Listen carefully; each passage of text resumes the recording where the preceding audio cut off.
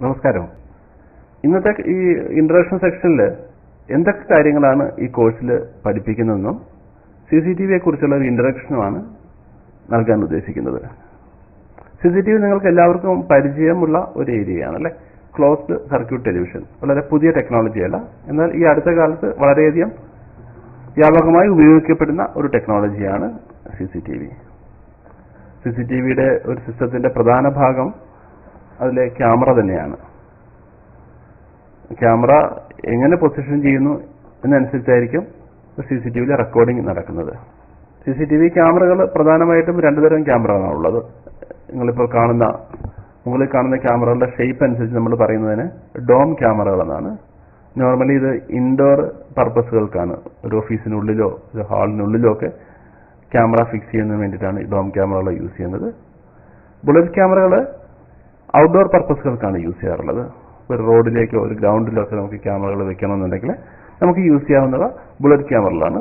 Focal length കുറച്ചുകൂടെ കൂടിയ ക്യാമറകളാണ് bullet ക്യാമറകൾ. ക്യാമറകൾ ഏതാണെങ്കിലും ക്യാമറയുടെ എൻഡിൽ ഇതുപോലെ ഒരു കേബിൾ നിങ്ങൾ കണ്ടിട്ടുണ്ടാവും. നിങ്ങൾ കുറച്ചു പേരെങ്കിലും വിശ്വസിക്കുന്നത് ക്യാമറയ്ക്കുള്ളിൽ തന്നെയാണ് റെക്കോർഡ് ചെയ്ത വീഡിയോ സേവ് ചെയ്യുന്നതായിരിക്കാം. എന്നാൽ അങ്ങനെയല്ല. ക്യാമറ വീഡിയോ ക്യാപ്ചർ ചെയ്യാനുള്ള ഒരു ഡിവൈസ് മാത്രമാണ്. ഇതിൽ ക്യാപ്ചർ ചെയ്യുന്ന വീഡിയോ ഈ കാണുന്ന കേബിൾ വഴി ഒരു റെക്കോർഡറിലേക്കാണ് എത്തുന്നത്. വീഡിയോ റെക്കോർഡറാണ്. റെക്കോർഡർക്ക് നമ്മൾ ഡിജിറ്റൽ വീഡിയോ റെക്കോർഡർ എന്നോ നെറ്റ്വർക്ക് വീഡിയോ റെക്കോർഡർ എന്നോ പറയാറുണ്ട്. DVR അല്ലെങ്കിൽ NVR എന്ന് പറയാറുണ്ട്. DVRനെ കുറിച്ച് NVRനെ കുറിച്ച് നമ്മൾ വരുന്ന ക്ലാസ്സുകളിൽ വിശദമായിട്ട് പഠിക്കുന്നുണ്ടാവും. ഈ DVRന്റെ ബാക്ക് സൈഡ് നോക്കിയാൽ കാണാൻ പറ്റും, ഒരു 8 കണക്ടേഴ്സ് കാണുന്നുണ്ട് ഇവിടെ. 8 ചാനൽ DVR എന്നാണ് പറയുന്നത്. ഈ DVRൽ 8 ക്യാമറ കണക്ട് ചെയ്യാൻ സാധിക്കും. 4 ചാനലിലാണ് DVR സ്റ്റാർട്ട് ചെയ്യുന്നത്. 4 ചാനലാണെങ്കിൽ നമ്മൾ കണ്ടിട്ടുണ്ട് CCTVയുടെ ഔട്ട്പുട്ട് കാണുന്ന സ്ക്രീനുകളിൽ 4 പോർഷനായിട്ടായിരിക്കും വീഡിയോസ് കാണിക്കാറുള്ളത്. 8 പോർഷൻസ് ആയിരിക്കും കാണിക്കാറുള്ളത്. അപ്പോൾ നമ്മൾ പറഞ്ഞത് ഓരോ CCTV ക്യാമറയിൽ നിന്നും വീഡിയോസ് DVRലേക്കോ NVRലേക്കോ ആണ് കണക്ട് ചെയ്യുന്നത്. ഈ DVRന്റെ ഉള്ളിൽ പ്രധാനമായിട്ടും ഉള്ളത് അതിൻ്റെ ഒരു സർക്യൂട്ട് ബോർഡും ഒരു ഹാർഡ് ഡിസ്കുമാണ്. ഹാർഡ് ഡിസ്കിലാണ് ഈ നമ്മൾ റെക്കോർഡ് ചെയ്യുന്ന വീഡിയോസ് ഒക്കെ സേവ് ചെയ്യുന്നത് ഈ കാണുന്ന ഹാർഡ് ഡിസ്കിലാണ്. അപ്പോൾ ഹാർഡ് ഡിസ്കിന്റെ കപ്പാസിറ്റി കൂടുന്നതനുസരിച്ച് കൂടുതൽ ഡേയ്സിലേക്ക് നമുക്ക് വീഡിയോസ് റെക്കോർഡ് ചെയ്യാനായിട്ട് സാധിക്കുന്നുണ്ടാവും. ഇതിന്റെ കാൽക്കുലേഷൻസ് ഒക്കെ നമ്മൾ എങ്ങനെയാണെന്നൊക്കെ പിന്നീട് പഠിക്കും. DVRന്റെ പവർ കൺസപ്ഷനെ കുറിച്ച് പലരും സംശയങ്ങളിൽ ചോദിക്കാറുണ്ട്. ഇത് വളരെയധികം പവർ സപ്ലൈ ആവശ്യമുള്ള, വളരെയധികം കറണ്ട് ആവശ്യമുള്ള ഒരു ഡിവൈസ് ആണോ? ഒരിക്കലുമല്ല.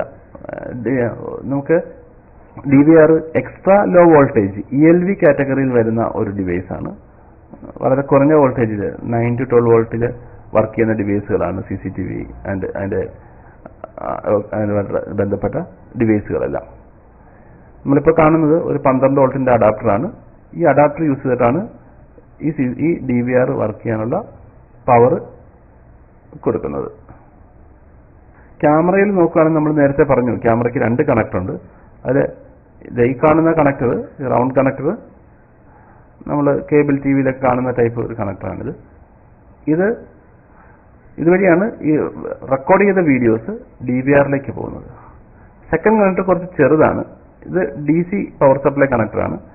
ഇതാണ് ക്യാമറ വർക്ക് ചെയ്യാനുള്ള പവർ കൊടുക്കാറുള്ളത്. റൈറ്റ് സൈഡിൽ കാണുന്ന ടൈപ്പ് കണക്ടറാണ് യൂസ് ചെയ്യുന്നത്. ഇത് നമ്മൾ സാധാരണയായിട്ട് സെറ്റ് ടോപ്പ് ബോക്സുകൾക്ക് അല്ലെങ്കിൽ മോഡം, പഴയ ലാൻഡ് ഫോൺ ഇങ്ങനെയുള്ള കാര്യങ്ങൾക്ക് DC പവർ കൊടുക്കാൻ ഉപയോഗിക്കുന്ന അതേ കണക്ടർ തന്നെയാണ്. നമ്മൾ കണ്ട് പരിചയിച്ച അതേ കണക്ടർ തന്നെയാണിത്. ഇതുപയോഗിച്ചാണ് ക്യാമറയ്ക്ക് ആവശ്യമുള്ള പവർ കൊടുക്കാറുള്ളത്. അപ്പൊ ഓരോ ക്യാമറയുടെ അടുത്ത് ഒരു അഡാപ്റ്റർ വെച്ചിട്ട് പവർ കൊടുക്കുക എന്ന് പറയുന്ന അത്രയ്ക്ക് എളുപ്പമുള്ള ഏർപ്പാടല്ല. നമ്മൾ പ്ലഗ് പോയിന്റ് ഒക്കെ സെറ്റ് ചെയ്യേണ്ടി വരും. അതിന് പകരമായിട്ട് നമ്മൾ ചെയ്യാറുള്ളത് DVR നമ്മൾ എന്തായാലും ഭദ്രമായിട്ട് ഒരു ഏരിയയിൽ വെക്കുന്നുണ്ടാവും. അതിനോട് ചേർത്ത് ഒരു പവർ സപ്ലൈ യൂണിറ്റ്, SMPS നമ്മൾ പറയും, ഒരു പവർ സപ്ലൈ യൂണിറ്റ് വാങ്ങിക്കുന്നുണ്ടാവും. ഈ പവർ സപ്ലൈ യൂണിറ്റ് ക്യാമറകൾക്ക് പവർ സപ്ലൈ കൊടുക്കാനായിട്ടാണ്. അതിന് ഓരോ ക്യാമറയിലേക്കും 2 വയർ, പ്ലസും മൈനസും പോസിറ്റീവ് നെഗറ്റീവുമായിട്ട് 2 വയേഴ്സ് പോയിട്ട് പവർ കണക്ടറിലേക്ക് കണക്ട് ചെയ്യുന്നുണ്ടാവും. ഇങ്ങനെ എത്ര ക്യാമറയുണ്ടോ ഓരോ ക്യാമറയ്ക്കുള്ള പവർ എവിടുന്നായിരിക്കും പവർ വയർ പോകുന്നത് ഈ കാണുന്ന പവർ സപ്ലൈയിൽ നിന്നാണ്. നമ്മൾ എത്ര ചാനൽ DVR ആണോ വാങ്ങുന്നത് അതുമായിട്ട് കമ്പാറ്റബിൾ ആയിട്ടുള്ള പവർ സപ്ലൈ യൂണിറ്റ് വാങ്ങേണ്ടതുണ്ട്.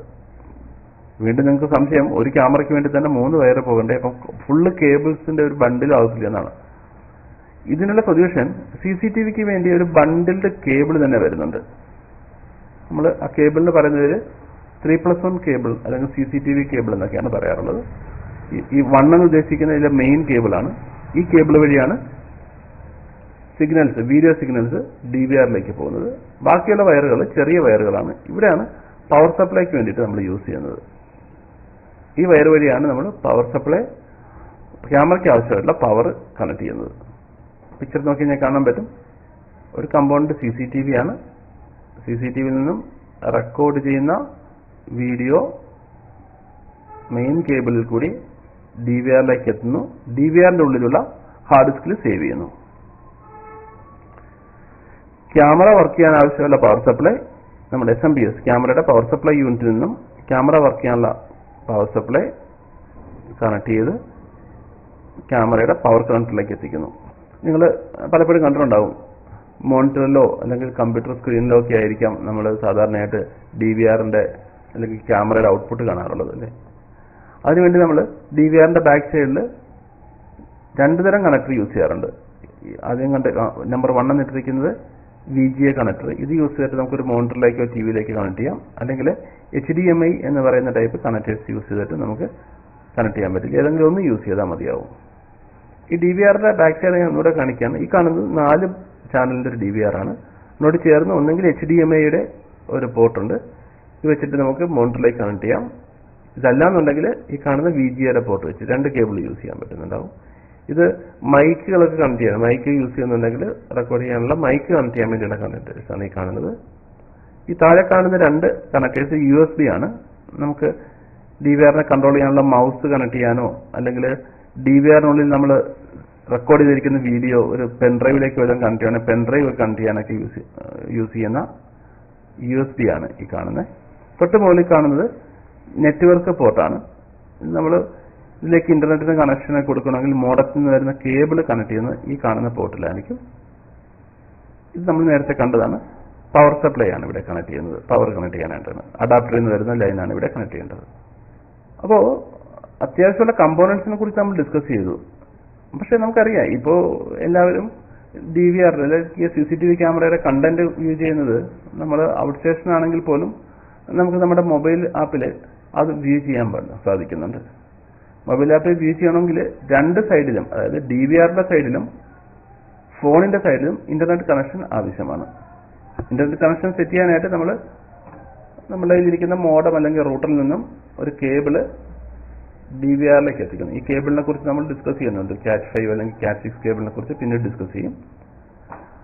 അപ്പം റൂട്ടറിൽ എത്തിക്കുന്ന ഇന്റർനെറ്റിനെ നമ്മൾ എക്സ്റ്റെൻഡ് ചെയ്ത് DVR വരെ എത്തിച്ചിരിക്കുന്നു. അതിനുശേഷം നമ്മൾ ചെയ്യുന്നത് നമ്മുടെ മൊബൈൽ ആപ്പ് വഴി ഈ DVRലേക്ക് കണക്ട് ചെയ്യുകയാണ് ചെയ്യുന്നത്. ഈ കണക്ഷനൊക്കെ നമുക്ക് പഠിക്കാനുണ്ടാവും. അപ്പം ബേസിക്കലി ഒരു CCTV സിസ്റ്റം നമുക്ക് ഇങ്ങനെ വേണമെങ്കിൽ റെപ്രസെന്റ് ചെയ്യാം. ക്യാമറകളിൽ നിന്ന് വരുന്ന വീഡിയോസ് DVRൽ എത്തുന്നു. ക്യാമറയ്ക്കുള്ള പവർ സപ്ലൈ SMPS അല്ലെങ്കിൽ പവർ യൂണിറ്റിൽ നിന്ന് പോകുന്നു. റൂട്ടർ അഥവാ മോഡം DVRലേക്ക് കണക്ട് ചെയ്തിരിക്കുന്നു. മോണിറ്റർ വേണമെങ്കിൽ DVRൽ നിന്നൊരു കേബിൾ എടുത്ത് മോണിറ്ററിലേക്ക് കണക്ട് ചെയ്താൽ മതിയാവും. അപ്പോൾ നമ്മൾ ഈ കോഴ്സിന്റെ ഉള്ളിൽ പഠിക്കുന്ന കാര്യങ്ങൾ ഇത്രയുമായിരിക്കും. അതായത് കേബിളിംഗ് തൊട്ട് തുടങ്ങുന്നുണ്ടാവും. CCTVയുടെ കേബിളിംഗ് 2 തരം കേബിളിംഗ് ഉണ്ട്. നോർമൽ CCTV കേബിളിംഗും Cat 6 കേബിളിംഗും 2 തരം കേബിളിംഗ്, ക്യാമറയുടെ സെലക്ഷൻ, അതിന്റെ കണക്ഷൻസ്, അത്തരം കാര്യങ്ങൾ, DVRന്റെ ബേസിക് കോൺഫിഗറേഷൻ, ഹാർഡ് ഡിസ്ക് എങ്ങനെയാണ് അതിന്റെ കപ്പാസിറ്റി കാൽക്കുലേറ്റ് ചെയ്യുന്നത്, പവർ സപ്ലൈയുടെ കണക്ടിവിറ്റി, ദെൻ DVRന്റെ അഡ്വാൻസ്ഡ് കോൺഫിഗറേഷൻ, നെറ്റ്വർക്ക് റിലേറ്റഡ് ആയിട്ടുള്ള കോൺഫിഗറേഷൻസ്, മൊബൈൽ ആപ്പ് കോൺഫിഗറേഷൻസ്. അതോടൊപ്പം തന്നെ CCTV സിസ്റ്റത്തിൽ കോമൺ ആയിട്ട് ഉണ്ടാകുന്ന കംപ്ലൈന്റുകൾ എന്തൊക്കെയാണ്, അതിനെക്കുറിച്ചും ഡിസ്കഷൻ നടക്കുന്നുണ്ടാവും. ഇത്തരം കാര്യങ്ങളാണ് നിങ്ങൾക്ക് കവർ ചെയ്യുന്നത്. ക്ലാസ്സിന് ശേഷം നിങ്ങൾക്ക് ഇത് കണ്ട് സ്വന്തമായിട്ട് CCTV സിസ്റ്റം ഇൻസ്റ്റാൾ ചെയ്യാനായിട്ട് സാധിക്കും. കോഴ്സിന് കഴിഞ്ഞിട്ട് സർട്ടിഫിക്കറ്റ്സ് നമ്മൾ ഇഷ്യൂ ചെയ്യുന്നുണ്ടാവും. അതിനുശേഷം നിങ്ങൾക്കിത് ചെയ്ത് പഠിക്കേണ്ട